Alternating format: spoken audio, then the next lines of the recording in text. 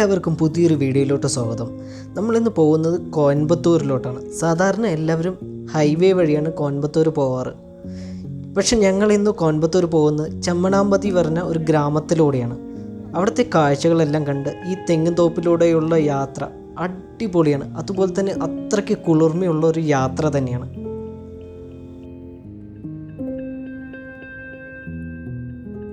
റോഡിൻ്റെ ഇരുവശത്തും തെങ്ങിൻ തോപ്പുകൾ, പച്ചപ്പ് നിറഞ്ഞ പാടങ്ങൾ, പനങ്കൂട്ടങ്ങൾ, ഇതെല്ലാം കണ്ട് കുളിർമയേകി ഈ പോകുന്ന വഴിയിലൂടെ ഇങ്ങനെ പോകുമ്പോൾ നല്ല രസമാണ്. പാട്ടൊക്കെ വെച്ച് കേട്ടിട്ട് പോകാൻ നല്ല രസമാണ്. അതുകൂടാതെ തന്നെ വേറൊരു ഗുണമുണ്ട്. ഇതിലൂടെ പോയാൽ നമുക്ക് ടോളെല്ലാം പാസ് ചെയ്യാം. അതായത് ടോൾ കൊടുക്കാതെ തന്നെ നമുക്ക് പോകാൻ പറ്റും.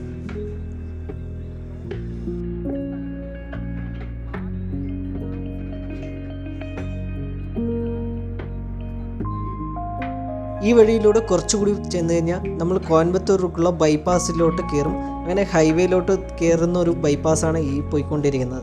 അപ്പോൾ അവിടെ എത്തുന്നതിന് മുമ്പ് നമുക്ക് കോയമ്പത്തൂരിനെ കുറിച്ചും കോയമ്പത്തൂരിൻ്റെ പോയ കാലത്തെ ചരിത്രത്തെക്കുറിച്ചും ഒന്ന് നോക്കാം. കോയമ്പത്തൂർ എന്ന പേര് വന്നതിൽ ഒരുപാട് അവകാശവാദങ്ങളുണ്ട്. ചരിത്രപരമായി 2 അവകാശവാദങ്ങളാണ് കോയമ്പത്തൂർ എന്ന പേര് വന്നതിന് കാരണമായിട്ടുള്ളത്.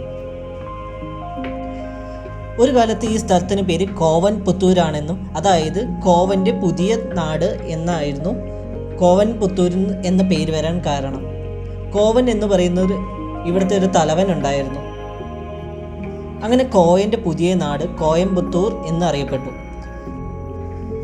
പിന്നീട് ബ്രിട്ടീഷ് ഭരണം വന്നപ്പോൾ അവരുടെ സൗകര്യാർത്ഥം അവർ ഇതിനെ കോയമ്പത്തൂർ എന്നാക്കി. കോയമ്മ എന്ന് പറഞ്ഞ ദേവിയായിരുന്നു കോയൻ വിഭാഗക്കാർ ആരാധിച്ചിരുന്നത്.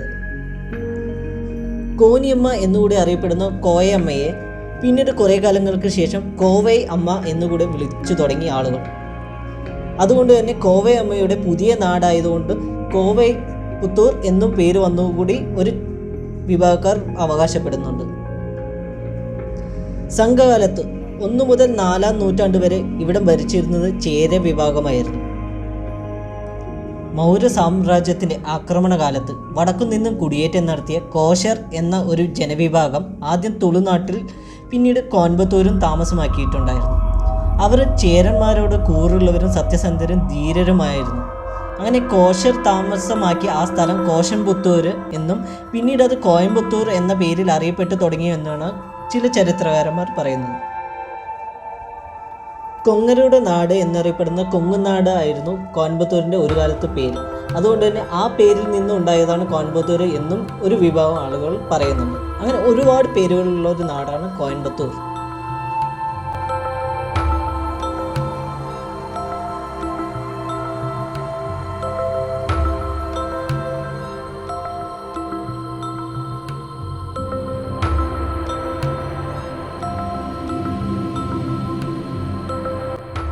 ഓരോ ദിവസവും ആയിരക്കണക്കിന് ആളുകൾ ഈ നാട്ടിലോട്ട് കുടിയേറുന്നു.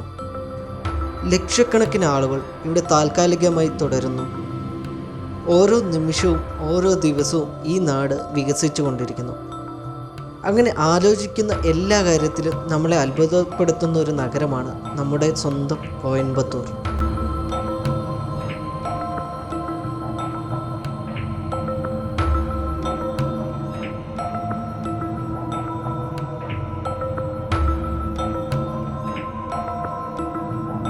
നമ്മൾ കോയമ്പത്തൂർ സിറ്റിയിലോട്ട് ഇങ്ങനെ കിടക്കുമ്പോൾ തന്നെ ഒരുപാട് കടകൾ നമുക്ക് സൈഡിൽ കണ്ടു തുടങ്ങും കേട്ടോ. പിന്നെ ഈ ലെഫ്റ്റ് സൈഡായിട്ട് കാണുന്നത് ഒരു കുളമാണ്. പിന്നെ ഒരുപാട് കുളങ്ങൾ ഇവിടെ വരെ ഉണ്ടാക്കിയിട്ടുണ്ട്. വെള്ളത്തിന് സ്റ്റോർ ചെയ്യാൻ വേണ്ടിയിട്ടാണ് കേട്ടോ. ഈ സിറ്റി നല്ലൊരു കാര്യം തന്നെയാണ്. അവർക്ക് അവിടെ വെള്ളക്ഷാമമുള്ളത് അവരെല്ലാം ഇങ്ങനെയാണ് അവർ നികത്തുന്നത്.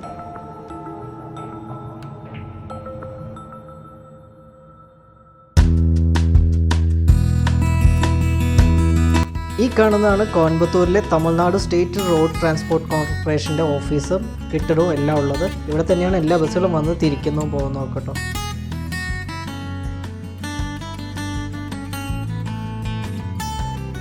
ഇവിടുന്ന് ഇനി അങ്ങോട്ട് കുറേ കുട്ടി ജംഗ്ഷനുകളും ഇങ്ങനെ കുറേ കടകളും ഒക്കെയാണ് 2 സൈഡും. ഇവിടെ ഒരുപാട് സാധനങ്ങൾ ഹോൾസെയിലായിട്ടും റീറ്റെയിലായിട്ടും കിട്ടുന്നുണ്ടോ. നമ്മുടെ ചെറിയ നട്ട് മുതൽ വലിയ സ്പെയർ പാർട്സ് വരെ ഇവിടെ കിട്ടാൻ സാധ്യതയുണ്ട്.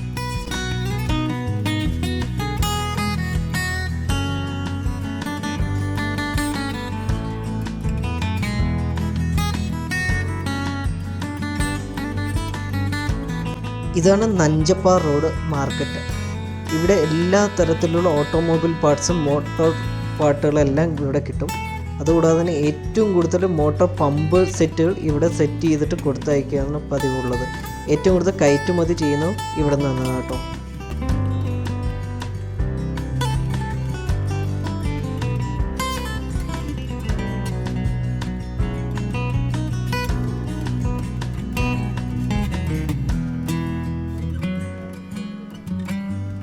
തമിഴ്നാട്ടിലെ ഏറ്റവും വലിയ മൂന്നാമത്തെ സിറ്റിയാണ് കോയമ്പത്തൂർ. ഇവിടം സൗത്ത് ഇന്ത്യയിലെ ടെക്സ്റ്റൈൽ ക്യാപിറ്റൽ എന്നറിയപ്പെടുന്നു. അതുകൊണ്ട് തന്നെ ഇവിടുത്തെ സ്ഥലത്തിന് വേറൊരു പേര് കൂടിയാണ് മാഞ്ചസ്റ്റർ ഓഫ് സൗത്ത് ഇന്ത്യ. ഇന്നിവിടെ ചെറുതും വലുതുമായ 25,000 ടെക്സ്റ്റൈൽ മില്ലുകളുണ്ട്. ഒട്ടനവധി ഓട്ടോമൊബൈൽ കമ്പനികൾ ഇവിടെ പ്രവർത്തിക്കുന്നുണ്ട്. അതുകൂടാതെ തന്നെ അവരുടെ സ്പെയർ പാർട്സ് ഉണ്ടാക്കുന്ന കമ്പനികളും, കൂടാതെ ടെക്സ്റ്റൈൽ ഉൽപ്പന്നങ്ങളുടെ എക്യുപ്മെൻറ്റ്സും സ്പെയർ പാർട്സും ഉണ്ടാക്കുന്ന കമ്പനികൾ, മോട്ടോർ പമ്പ് സെറ്റുകളുടെ കമ്പനികൾ, വെറ്റ് ഗ്രൈൻഡേഴ്സിൻ്റെ കമ്പനികൾ, പിന്നെ ഒരുപാട് എഞ്ചിനീയറിംഗ് സാധനങ്ങൾ ഉണ്ടാക്കുന്ന കുറേ കമ്പനികൾ, ചെറുതും വലുതുമായി ഒരുപാട് കമ്പനികൾ ഇന്നിവർ പ്രവർത്തിക്കുന്നുണ്ട്. ഈ കമ്പനികളിലെല്ലാമായി ലക്ഷക്കണക്കിന് എംപ്ലോയീസാണ് സംസ്ഥാനത്തിനകത്തും പുറത്തുമുള്ളവരായി വർക്ക് ചെയ്യുന്നത്. ഒരുപാട് പേർ തന്നെ കേരളത്തിൽ നിന്ന് തമിഴ്നാട്ടിലോട്ട് കുടിയേറിയിട്ടുണ്ട്. അതിലൊരു ഭൂരിഭാഗം പേരും കോയമ്പത്തൂരിനെ ബേസ് ചെയ്തിട്ടാണ് വന്നിരിക്കുന്നത്. ഈ കാണുന്നതാണ് കോയമ്പത്തൂരിലെ ജയില്. ഈ മതിലിനപ്പുറത്ത് കാണുന്നതെല്ലാം ജയിലിലെ കെട്ടിടങ്ങളാണ് കേട്ടോ. അതിൻ്റെ ഭാഗമായ എന്തൊക്കെയോ കെട്ടിടങ്ങളാണ്. നമുക്കിവിടെ ഒന്നും നിർത്താൻ പറ്റില്ല, അതുകൊണ്ടാണ് നമ്മൾ നിർത്തി വീഡിയോ എടുക്കാത്തത്.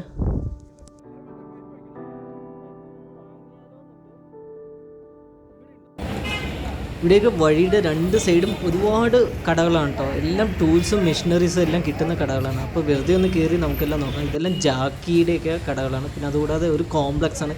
ഈ കോംപ്ലക്സ് മുഴുവൻ കടകളാണ് കേട്ടോ. നമുക്ക് ഹോൾസെയിലായിട്ടും റീറ്റെയിലായിട്ടും ഇവിടുന്ന് ഒരുപാട് സാധനങ്ങൾ വാങ്ങാം.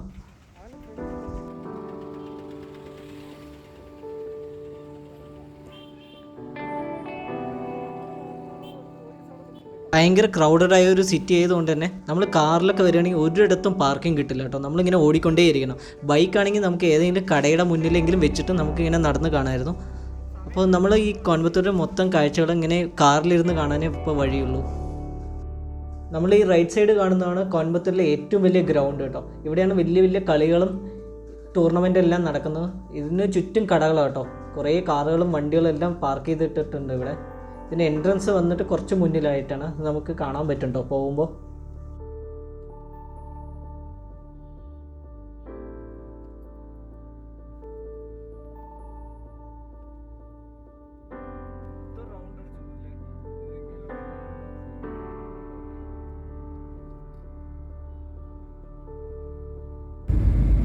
നമ്മുടെ ലെഫ്റ്റ് സൈഡിൽ കാണുന്നതാണ് കോയമ്പത്തൂരിലെ സൂ.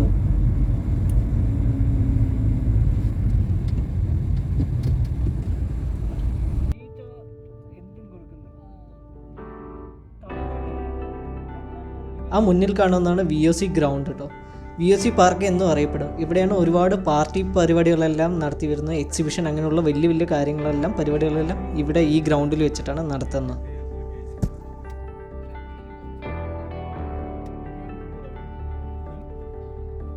ഇനി ഇങ്ങോട്ട് ഗവൺമെൻറ് ഓഫീഷ്യൽസിൻ്റെ സ്ഥലങ്ങളാണ് ഉള്ളത്. ഈ റോഡ് മുഴുവൻ അങ്ങനെയുള്ള സ്ഥലങ്ങളാണ് കേട്ടോ. ഇത് കളക്ടർ ഓഫീസാണ്.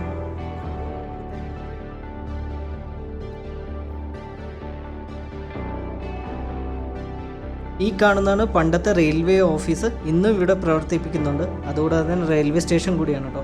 പിന്നെ ഇതിൻ്റെ ഫ്രണ്ടിലായിട്ട് പണ്ടത്തെ ഒരു എൻജിൻ അവിടെ ഡിസ്പ്ലേക്ക് വെച്ചിട്ടുണ്ട്. 1861 കോയമ്പത്തൂരിലെ ആദ്യത്തെ ട്രെയിൻ സർവീസ് നടത്തിയിരുന്നത്. പോർട്ടന്നൂർ മദ്രാസ് ലൈനായിരുന്നു. ഇത് കേരളവുമായിട്ട് കണക്ട് ചെയ്യുന്ന ഒരു ലൈനായിരുന്നു കേട്ടോ. അത് ഏറ്റവും പഴക്കം ചെന്ന ഒരു ലൈൻ തന്നെയാണ്. അതുകൂടാതെ തന്നെ ഇവിടെയാണ് ചെന്നൈക്ക് ശേഷം ഏറ്റവും കൂടുതൽ കളക്ഷൻ കിട്ടുന്ന ഒരു റെയിൽവേ സ്റ്റേഷനും ഉള്ളത്, സൗത്ത് റെയിൽവേ റീജിയനിൽ.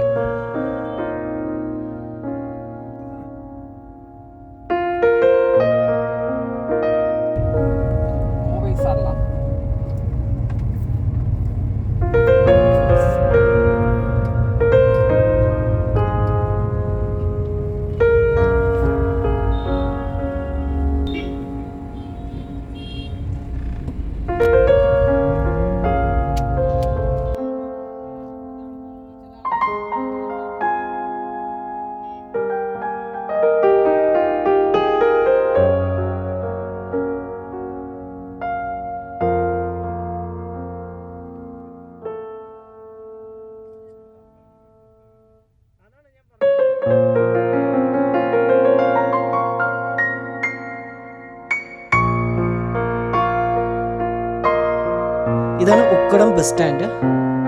ഇതിന് തൊട്ട് മുന്നിലായിട്ടാണ് പെരിയ കുളം ഉള്ളത്. ഇതൊരു ലേക്കാണ്. മോർണിംഗ് ഈവനിങ് വാക്കൊക്കെ ചെയ്യാൻ പറ്റിയൊരു ലേക്ക് തന്നെയാണ്. ഇതൊരു കോയമ്പത്തൂരിൻ്റെ സിറ്റി പ്ലാനിൽ പെടുന്ന ഒരു പ്ലാനാണ് കേട്ടോ. ഈ ലേക്കിൻ്റെ നവീകരണവും അതുപോലെ തന്നെ സംരക്ഷണവും എല്ലാം തന്നെ. ഇവിടുന്ന് മീനൊക്കെ പിടിച്ചിട്ട് ആൾക്കാർക്ക് കൊടുക്കാറുണ്ട്. അതിവിടെ കിട്ടുകയും ചെയ്യും.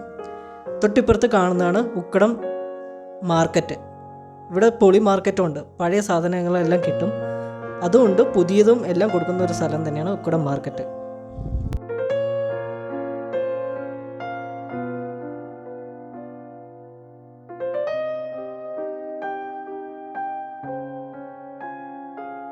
ഇതാണ് മാർക്കറ്റിലോട്ടുള്ള എൻട്രൻസ് പോയിന്റ് കേട്ടോ.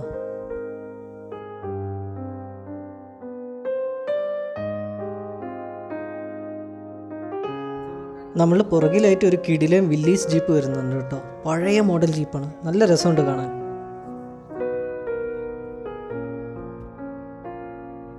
ഇവിടെയും വേറൊരു ലേക്ക് നവീകരിച്ചുകൊണ്ടിരിക്കുകയാണ് കേട്ടോ. ഇവർ ഭയങ്കരമായിട്ട് ടൂറിസം അതുപോലെ തന്നെ കൃഷിക്ക് ആവശ്യമായ വെള്ളം എല്ലാം ഇവർ സംരക്ഷിക്കുന്നുണ്ട്.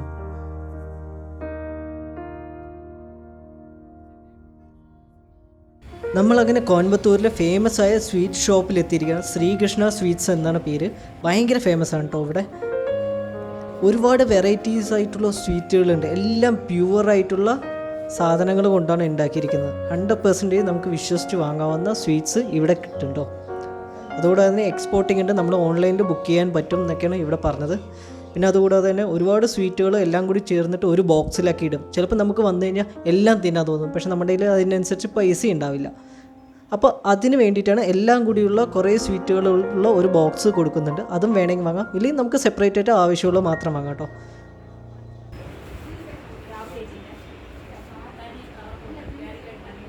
ഭയങ്കര പാരമ്പര്യമുള്ള ഒരു കടയാണ്.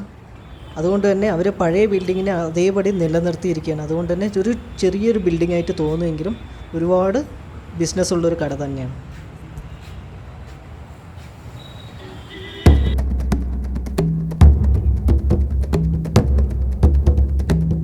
ഇനി അങ്ങോട്ട് കുറച്ച് ദൂരത്തേക്ക് ഒരു വീടുകളോ കടകളോ ഒന്നും തന്നെയില്ല.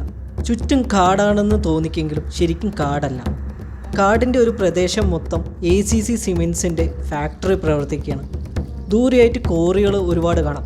നമ്മൾ സഞ്ചരിക്കുന്ന റോഡിൻ്റെ അടിയിലൂടെ ഒരു തുരങ്കം ഉണ്ടെന്നും അതിലൂടെ ACCക്കാരുടെ ലോറികളെല്ലാം പായുന്നുണ്ടെന്നാണ് പറഞ്ഞു കേട്ടിട്ടുള്ളത്. നമുക്കൊരിക്കലും കയറാൻ പറ്റില്ല. നമ്മൾ KGF സിനിമയിൽ കണ്ട പോലെ ഒരു സീനാണെന്നാണ് ഞാനവിടെ കേട്ടിരിക്കുന്നത്. അതായത് അത്രയും വലിയ കോറിയാണ്. ഉള്ളിലോട്ട് ലോറികളെല്ലാം ഇറങ്ങിപ്പോകാൻ വേണ്ടി റോഡുകൾ ഉണ്ടാക്കി വെച്ചിട്ടുണ്ട്. അപ്പം നിങ്ങൾക്ക് മനസ്സിലാക്കാലോ എത്ര വലിയ കോറിയാണെന്ന്. അപ്പോൾ ഇതിനകത്ത് നിന്നാണ് സിമെൻറ്റ് ഖനനം ചെയ്ത് എടുത്തിട്ട് വരുന്നത് കേട്ടോ.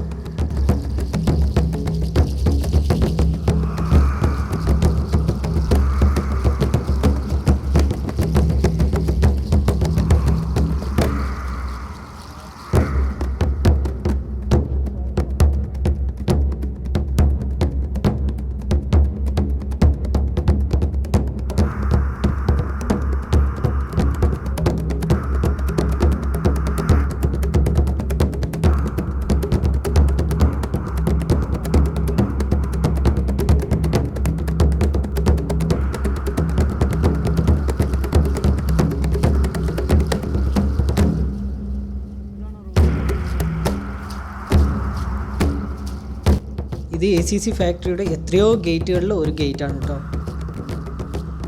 ഇവിടെ ഇതിനകത്ത് തന്നെ ACC എംപ്ലോയീസിനുള്ള ക്വാർട്ടേഴ്സ്, ഹോസ്പിറ്റല്, ഷോപ്പിംഗ് കോംപ്ലക്സുകൾ, പിന്നെ കുട്ടികൾക്കായിട്ടുള്ള സ്കൂളുകൾ, എന്തിനു പറയുന്നു ഒരു പോലീസ് സ്റ്റേഷൻ തന്നെ ഇവർക്കുണ്ട് സ്വന്തമായിട്ട്.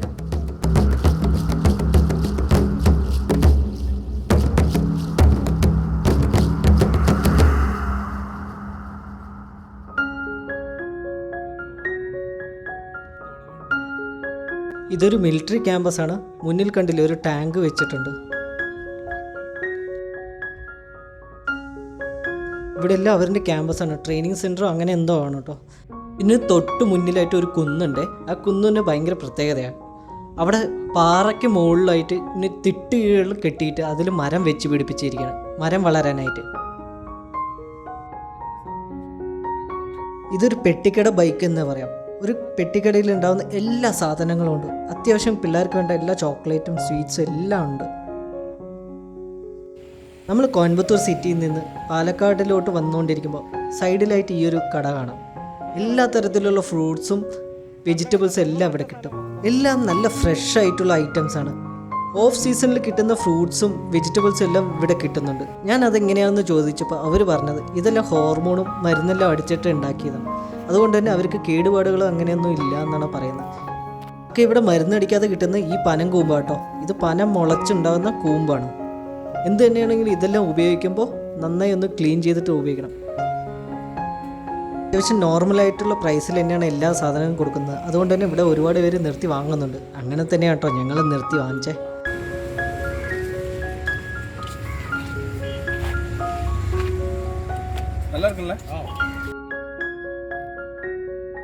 അങ്ങനെ ഞങ്ങൾ തിരിച്ചു വന്നുകൊണ്ടിരിക്കും. അതിർത്തി ഗ്രാമം എത്തിയപ്പോൾ തന്നെ ഒരു രസകരമായ ഒരു ബോർഡ് കണ്ട്. പച്ചക്കറികളും മറ്റും കുറഞ്ഞ വിലയിൽ കൊടുക്കുന്നത് പോലെ കേരളത്തെക്കാൾ വിലക്കുറവിൽ പെട്രോൾ വിൽക്കപ്പെടും എന്നുള്ള ഒരു ബോർഡ് കണ്ടു. അത് കണ്ടപ്പോൾ ശരിക്കും അതിശയം തോന്നി. അവരുടെ മാർക്കറ്റിംഗ് തന്ത്രം ഒന്ന് നോക്കിക്കേ. അപ്പോൾ എന്തായാലും കോയമ്പത്തൂരിലെ കാഴ്ചകളും കോയമ്പത്തൂരിലെ ഔട്ടറിലെ കാഴ്ചകളും എല്ലാം കണ്ട് നിങ്ങൾക്ക് ഇഷ്ടമായെന്ന് വിചാരിക്കുന്നു. അപ്പോൾ അടുത്ത വീഡിയോ ആയിട്ട് കാണുന്നതായിരിക്കും. See you then. Bye by.